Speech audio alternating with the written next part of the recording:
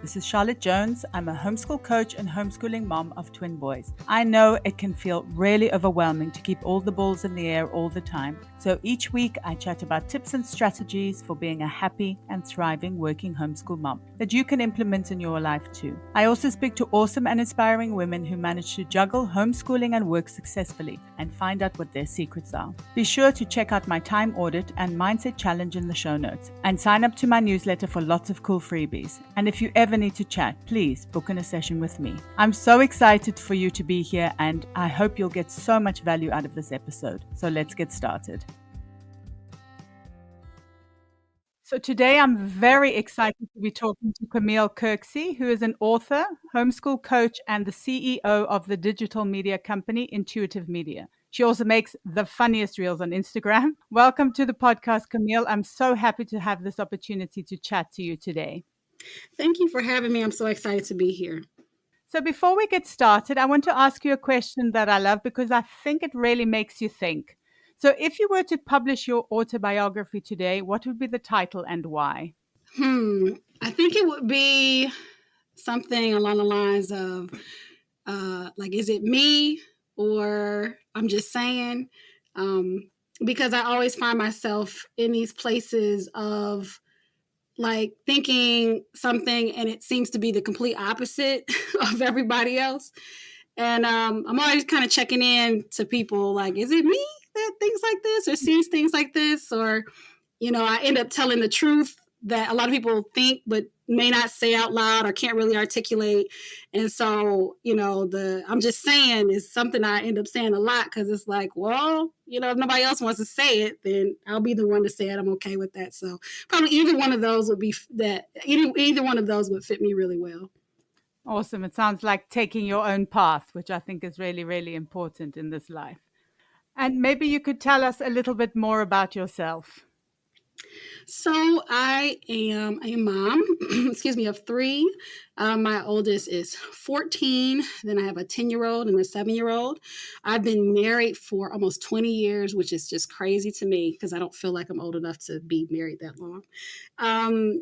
I live in Detroit, Michigan, where people don't seem to think homeschoolers reside, but I guarantee you there are a bunch of us in the city and surrounding areas. I've been homeschooling this is year 9. I started when my oldest was 5, and we've just kept going every year. It just really works for us. I'm also an author, like you mentioned. I wrote my first book called Coming Home in 2020, and it was originally made for new homeschool moms, but it kind of turned into every homeschool mom at every stage seemed to get something out of it, which was exciting and like, wow, I just didn't expect that. And like you said, I am a reel monster. I love doing reels on Instagram. It's something that really helps me express myself. And I always say that what actually goes on in my head just to myself is what I get to express on reels, which is really fun because even my parents are like, I didn't know you were this funny or this, dramatic or whatever. Because I just never found a way that wasn't awkward to express like all the silly, crazy stuff that goes on in my head. And lastly, I am a digital creator. So not only do I do reels, but I'm creating my first homeschool course for beginners, as well as some other fun things that are coming in the pipeline. So I'm a pretty busy person, but I also love to just have a lot of fun and not take life too seriously. And how long have you been a working homeschool mom specifically, and what made you choose to take this path? So I would say I have always been a working homeschool mom at some level. When we first started homeschooling, I was working outside of the home at a corporation where at that point, I was working some days at home and some days at the office. So I had little, so it wasn't too much homeschooling required during the day. So I could kind of work it out. But then when my daughter was born, my 7-year-old, it turned into I wanted to do more. So that's probably, let's see. So 2020 was probably when I officially started my digital media company, but I have been blogging since 2014 and doing YouTube here and there. I would call it more than a hobby, but yeah, I've kind of just always done it our whole time. But in the last couple of years, it really got really serious as far as calling myself a mompreneur and really having to balance a bigger workload that I had ever done outside of just homeschooling and taking care of the house and things like that. And what does your schedule look like roughly, sort of daily and kind of throughout the year as well? So for homeschooling or just in general, like how I fit everything in there? Homeschooling and I guess in general. Well, I just want to be specific because, with homeschooling, people like to know, like, how do you do it? And I just want to be clear. So for me, I'm just generally a really organized person. Ideally, I would love to like have a schedule, like a timed blocks kind of schedule. That's kind of how I work. I like to get up early and be at it, but that's not my reality. So how my days normally go is that I usually am the first one up, and I try to do maybe emails and a few emails, not too many emails, and just some like working on my course. I use like my timer a lot to make sure I'm on task. I'll give myself 30 minutes here to do this and an hour to do this or whatever. So that's kind of how I start my day, just getting in the mode of I want to get some of the things that are important to me and my work done first. Then the kids start waking up and I move into mom mode, and we start school about 10 o'clock around, and we do that 4 times a week. So after school takes probably about a couple hours now because with spring and summer session, we do a little bit less. And then pretty much I have the rest of the day to myself for the most part. Sometimes the kids have classes, but most of the time that's kind of when I'm able to maybe write a blog post or do like interviews like this, or do batch recording for reels. And, I kind of just try to go with the flow, but still have my priorities in place. I actually have an app that I use that's a habit app that helps me track the habits that I want to track. And I'm able to check off if I did it, if I didn't do it, and give some insight. So I can make sure that I'm, taking care of the things that are important to me personally, as well as the business, and homeschooling and the kids and the house and everything else. So that's generally how my day goes, is really, go with the flow, laid back, but there's still some structure there. I think it's quite important for new homeschoolers to realize that they don't actually have to homeschool for 8 hours a day. I think a lot of them feel that, especially if they started out at public school. Oh yeah, that's just setting yourself up for a lot of disappointment. And even truthfully, teachers will tell you, and if we really think about it, we weren't, quote unquote, learning for 8 hours in school either. There was a lot of breaks here and there, between classes and other types of classes, and there's a lot that goes into school, of course, but there's a lot of access that's in school that you can just remove from homeschool, and you can find your own rhythm and pace. So yeah, don't feel like you have to jump in and do. Most homeschoolers don't do 4, 5, 6 hours a day. Like most of us don't. So yeah, don't feel like you have to do that. That's unrealistic. Sure, absolutely. And I also feel like not the quality, but I guess the more one-on-one or 1-to-2 kind of tuition or learning that kids get is also almost more effective, I think, rather than being in a really big class. Oh, absolutely. You can tailor it to the kids, and whatever works for them and whatever works for you too. I always like to remind parents that they are very much a part of this journey and this process. So don't discount what works for them too. If you're somebody who doesn't really, like for me, I mean, I actually made a reel about it not too long ago about reading aloud is not really my jam. I don't really like that. I'll do it because, kids are little and they can't, but it's not really my thing. So you probably don't want to pick a literature-based program if you're not really into books and into reading aloud and, all the things that people think homeschoolers, all of us do.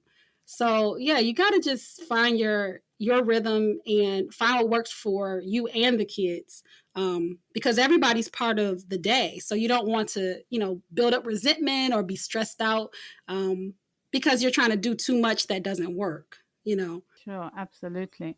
And what does your kind of yearly schedule look like in terms of taking breaks, summer, things like that? So, I mentioned before we do 4 days a week. Now we are year-round homeschoolers, so I don't have set breaks, and that's something I found that works for us best, which is very different than most homeschoolers. Most of the ones that I know do like a 6 weeks on or 5 weeks on and 1 week off where they take for breaks. But I found that with my kids, they need the routine and the structure. Um, Long term. And this may change as they get older, but just right now, they really don't need breaks. And when I started out, probably the first 5 or 6 years, I actually used that time off, quote unquote, because a lot of us aren't taking time off, even though we call it a break. But I used that week off to plan for the next 6 weeks. But now I follow a more seasonal homeschool schedule. It's a better rhythm, attuned with the seasons, because we experience all 4 seasons here in Michigan. So like in the fall and winter, we're doing a little bit more academic based work because we are in the house a little bit more, not too much more, but a little bit more.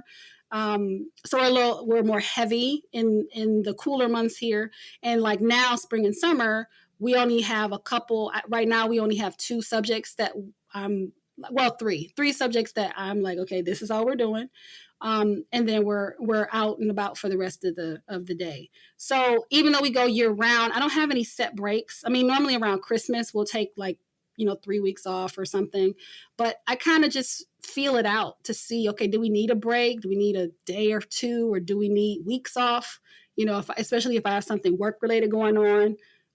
We may take a week off that, isn't planned, but I need it because I have other stuff going on. So I kind of just try to follow the rhythm, and my kids work better like that because they actually, I wouldn't say they like, doing their work every day, but I think it just gives them more security and structure when they know that, school is part of the day.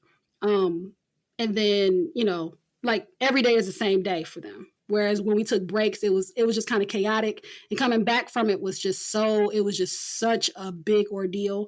So I was like, we're just going to stop it and just see how it goes. So that's been working for us for the past probably 6 months or so, just taking a break when we need it, but nothing scheduled. Absolutely. We do exactly the same. And I think it just gives you that flexibility to say, okay, today we're just not homeschooling, and that's okay because we've homeschooled for, I don't know, all the other days of the Exactly. year. Yes. Yes. And what would you say is your absolute favorite homeschooling resource and why? I would say life is my is my favorite resource. Um, I just really believe in this process of unfolding and evolving as people, and I extend that to my kids. So we have our core things that we do, and I use workbooks and whatever, but I just kind of use life as inspiration, and I just know when to shift and stop and start. I just follow the rhythm of our life, and that's what I love so much about homeschooling, because like you mentioned, it's the flexibility, and we can personalize it to what works for us. But a lot of it just comes from whatever's going on, because I always say my job that I end up like realizing is that I'm just trying to keep up with my kids. I'm not trying to necessarily lead them, or even guide them, especially as they get older. I'm here. I'm like a co-pilot. I'm a co-creator of their educational or life journey. So whatever life brings, we kind of just roll with it. And I think doing that has really helped them really be adaptable to all types of situations. We've had power outages for almost a week, and they were just go with the flow. Or if something happened, whatever, they're just really adaptable. And I think that comes from just following what life brings and not trying to force anything. So yeah, I would say life is probably the thing that inspires me the most when it comes to homeschooling.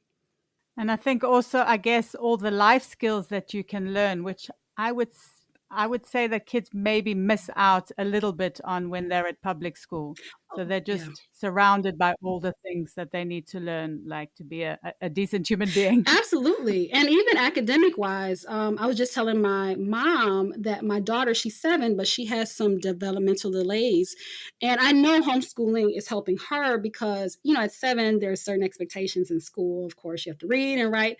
And she's doing that a little bit. But I'm like, the progress that she makes on her own and the observations she makes, like we were talking, she just told me randomly about, the process of a caterpillar going to a butterfly.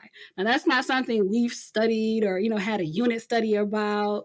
Of course, it's been mentioned, but I was just out in the garden and she just told me, like, cause she connected what was going on in the garden and she was looking. And it's like, those are those moments where it's like, even though we didn't have to read about it or have a set plan to study it per se, she gets it. And so when you're out living life, as we adults do all the time, there's just tons of lessons that can roll into academics as well. So, I'm always somebody who says I'm the one, like, let's skip the book work to go and hang out at the park or go on a field trip.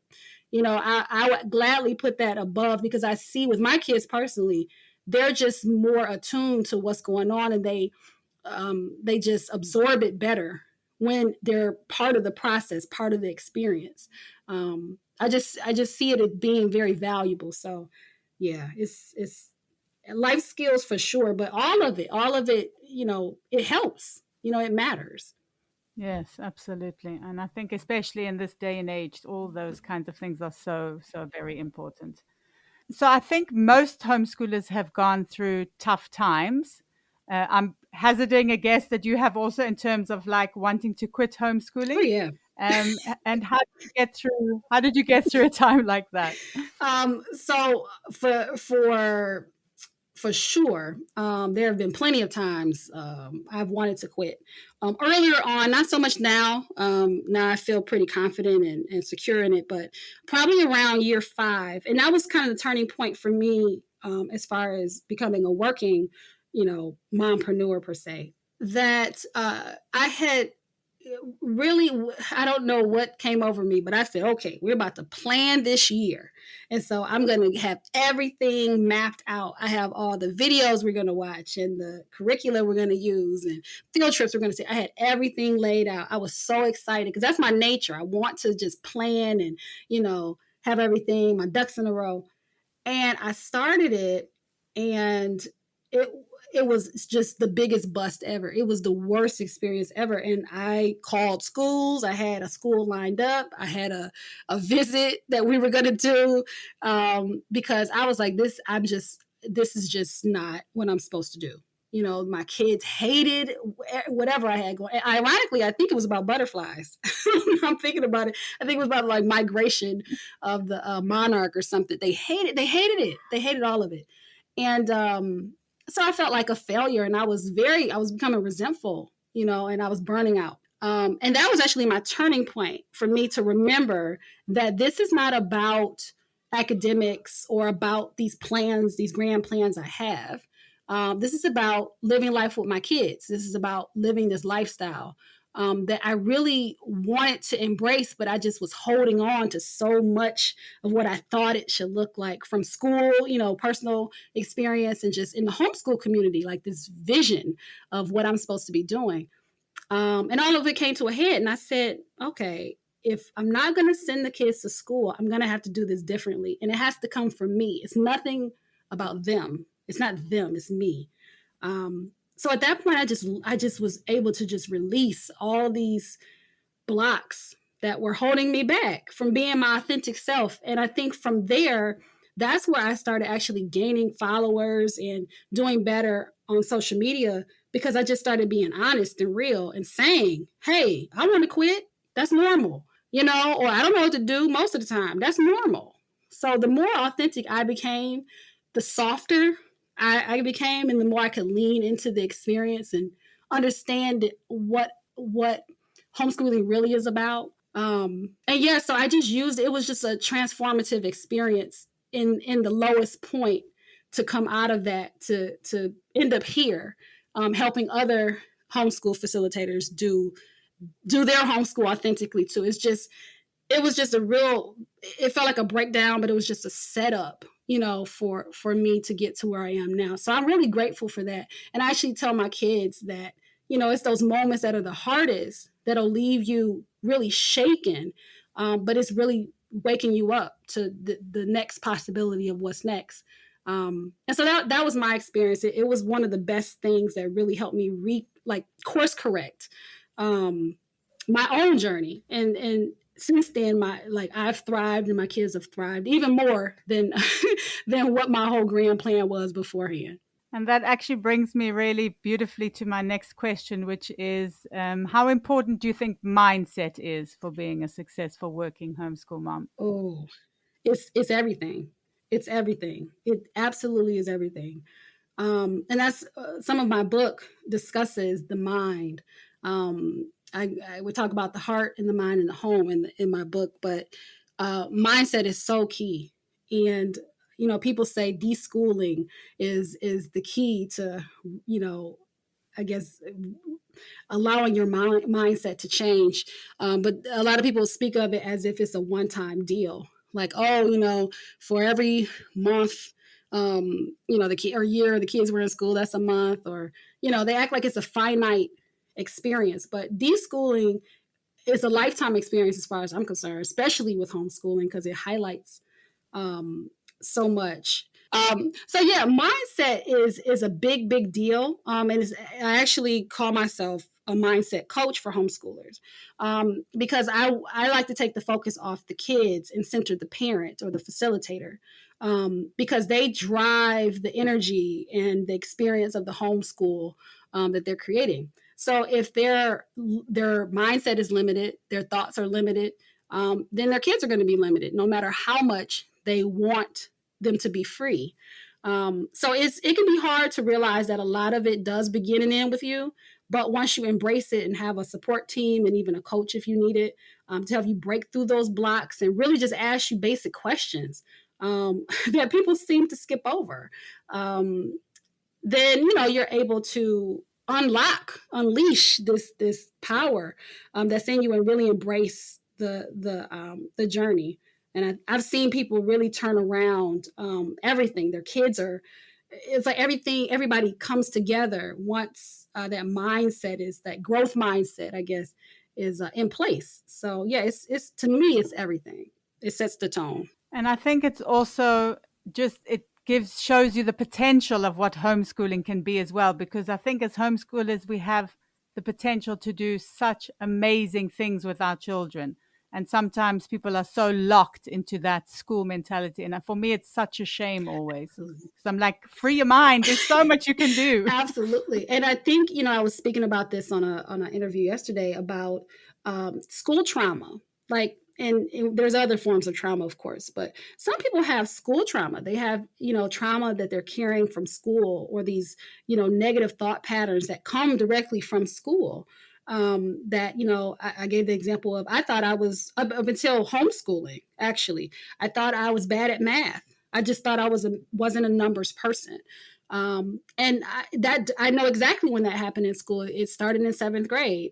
And I think I've read reports where 7th grade is where you start to see the decline of girls in particular, in math. And it has to be by design, because I don't know how it would be narrowed down to the same grade I felt it. It's like I lost confidence. I wasn't a math person. I wasn't a numbers person in my mind. So when it came to homeschooling, that's one of the things that people are scared of too. Whatever they weren't good at, in school, they won't be able to quote unquote teach their kids.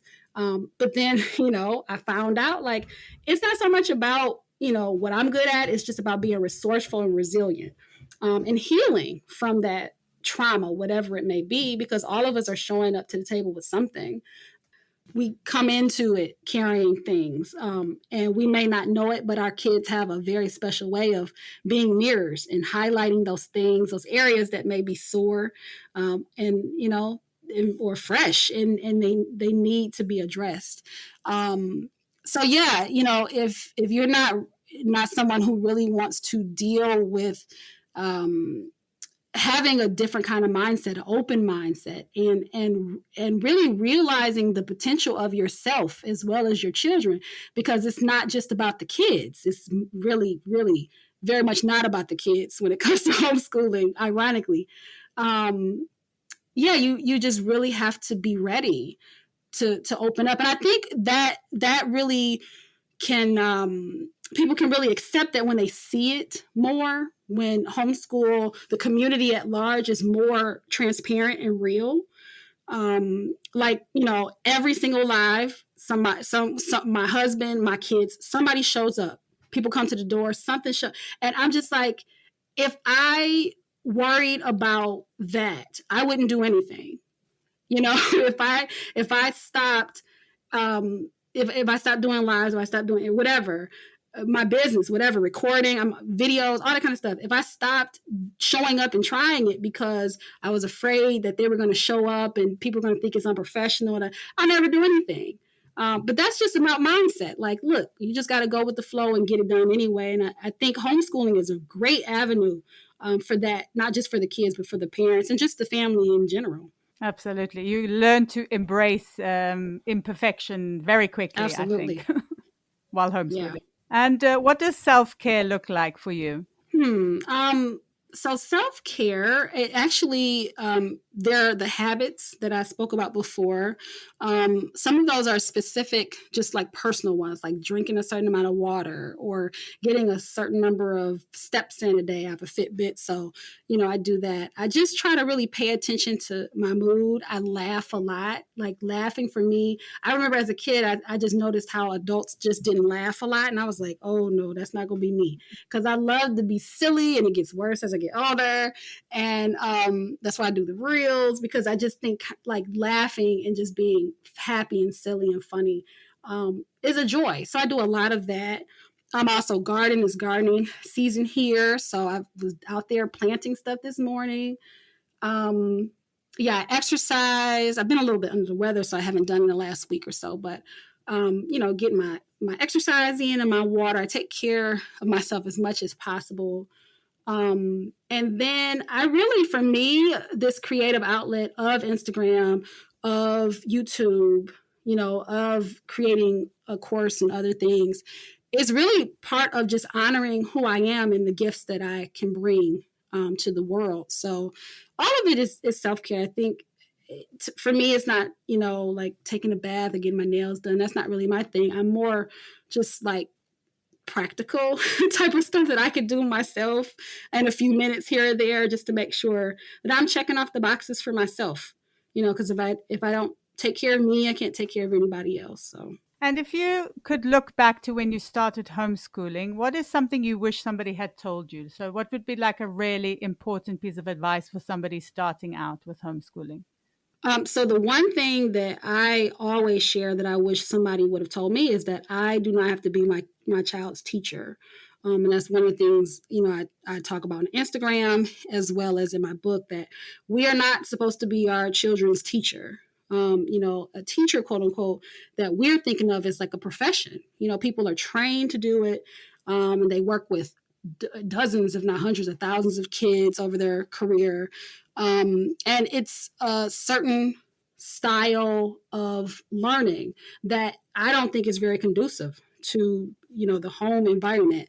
So if I could stress anything to anybody, is that if you're a mom, dad, whoever homeschooling, that you just need to be yourself. You just need to show up as yourself, flaws and all, because no one's perfect, and just be authentic with your story and how you roll with your kids or whoever you're homeschooling. It's not necessary to have these different hats. I'm mom right now, I'm teacher, and I see a lot of that, and I just feel like that is a separation from authenticity. You're just mom or dad or uncle, aunt, grandma, whoever. I mean, that's enough. You don't need to do more than that. And I think if more people could see, like, I always say homeschooling is an extension of parenting. You just need to show up and do your best. and then if things don't work, you tweak and you be honest, apologize if you need to, and move forward. So yeah, this teacher, I have to be the teacher, I think is very intimidating for people. So I think if they could set that to the side and really look at like, okay, I'm doing this mom thing, all right, I'm doing this dad thing, all right, and I can just take it from there, I think people would be less stressed and less worried.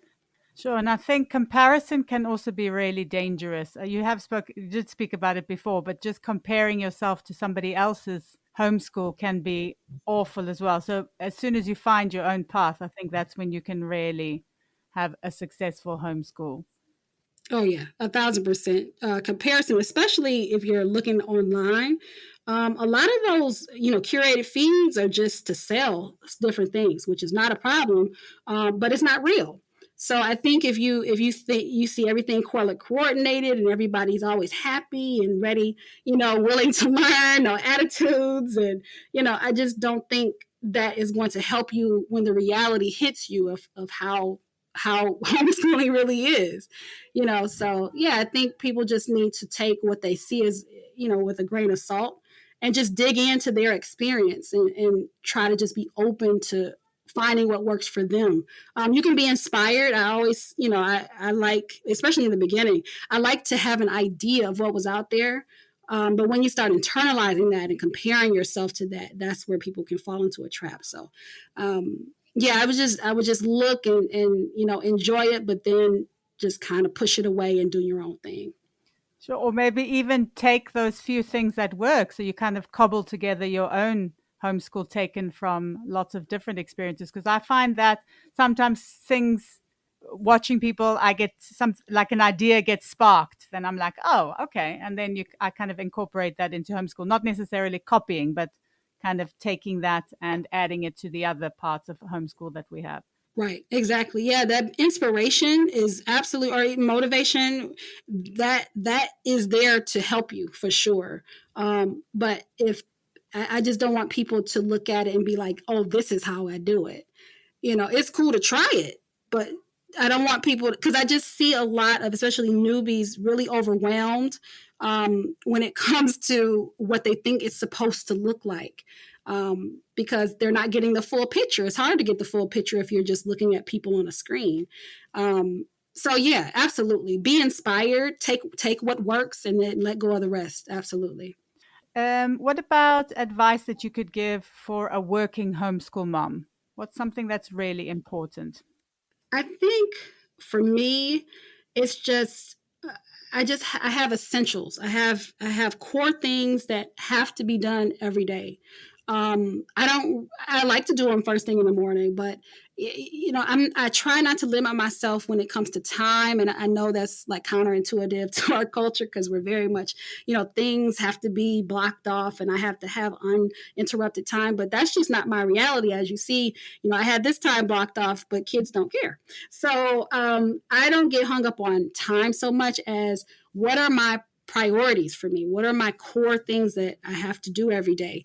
And for me, that's probably the best way to make sure that I'm making progress. I don't have to make huge steps every day. That rarely happens, to be honest. But as long as I'm working a little bit every day, just like homeschooling, the 2 hours a day may not seem a lot, but when you come every week after week, you're showing up, all that adds up. So for me, I think just showing up as much as possible, is consistently is probably the best advice I could say. I just don't, for me it's just unrealistic to really try to have these big aspirations every day, because it's just not going to happen and I'll be upset. So yeah, just a little bit every day. It really adds up in the end. Yes, that's really, really great advice. I think that's good advice for kind of reaching any goal, is to break it down into smaller, more manageable steps, things that you can sustain, I think, because that's definitely where you see success, I believe. Yes, absolutely. All right. And finally, is there anything you're working on at the moment? I know you spoke about the course, or anything else you would like to share, and where can people find you online? Yes, so I have a couple things going on. My course is called Empower Beginnings. It is a work in progress. It's one of those things I show up every day and do a little bit. So I don't have a time frame, but it's soon, absolutely soon. So that will be coming out, and that kind of information can be found on my website. Is just the intuitivehomeschooler.com. And the other thing that is really, really cool that I'm working on is that I'm actually the founder of an international holiday for homeschoolers. It's called World Homeschoolers Day, and it's happening next Friday, June 3rd. And it happens this is our second year, so every first Friday of June. And what it is just a day for all homeschoolers, no matter where you are on the spectrum of experience, to celebrate your journey, to really reflect and acknowledge and think about all the hard work that you as the parent, the facilitator is doing, and all the hard work the kids are doing. So it's just a day to celebrate. And there's a website for it. It's World Homeschoolers with sday.com that you can go on and check all that kind of stuff. Like I give examples of things to do and hashtags to follow. And that's probably the best place to start for that.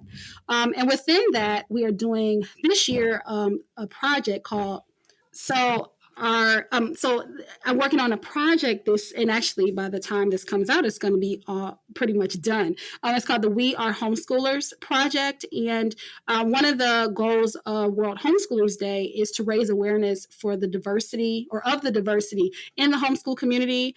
The narrative is very much still, I call Little House on the Prairie style, where a lot of us are rural, white, Christian, with a lot of kids. And while that can be true for some homeschoolers, a lot of us are like me, Black, secular, city-based homeschooler who didn't always see herself out there. So I wanted to create the Intuitive Homeschooler as well as this holiday as a way to raise awareness for all types of homeschoolers. So it's just going to be a video, imagery, and stories of actual homeschoolers all around the world. So that will be on the World Homeschoolers Day website once it's live on YouTube and all that. And so everybody can just go to the intuitivehomeschooler.com and you can find all my social links and find me on Instagram specifically, where I do all these crazy reels every day. Homeschool, like in terms of around the world, what kind of countries have you seen? Well, I haven't even looked at them yet, but I know I've seen people. I know some indigenous people send them in. People from Hawaii sent them in. I know it's worldwide. I just don't know exactly where yet. I'm really excited to see where people are from. Some people let me know they were doing it, so that's how I knew. But it's going to be a surprise to me too to see where exactly, because I know for sure just from like statistics I can see behind the scenes as well as just talking to people. Homeschooling is absolutely a global experience, but to see each other in these places and to read our words I think it's really special, especially with what's going on in the world right now. So I'm hoping this project comes together and it works how I envision it. And I hope other people can see that homeschooling is very rich and robust in all types of people from all types of places who homeschool for all types of reasons. So I'm excited to see how it turns out. I think it's an awesome initiative. And I'll definitely link it, obviously, in the show notes as well. And I have shared it on Instagram, but I will do that again. But actually, somebody from South Africa, that's where I saw it first. So she shared it. And that's where I actually found you as well, through her. So it's definitely spreading throughout the world. I love that. Like, let this spread. I don't want anything else to spread anymore, but let this spread. Okay, fantastic. Thank you so much for sharing your experiences and your advice. It's been wonderful to chat to you. Thank you so much. Thank you. I'm glad to have been here. I really hope you enjoyed the episode. Drop me a DM on Instagram or post on the Working Homeschool Moms support group over on Facebook. And let me know what resonated the most with you. It would also be great if you could rate, review, and subscribe, or share the podcast with a working homeschool mom who might need it. It's my mission to support as many working homeschool moms as possible. Until next time, take care.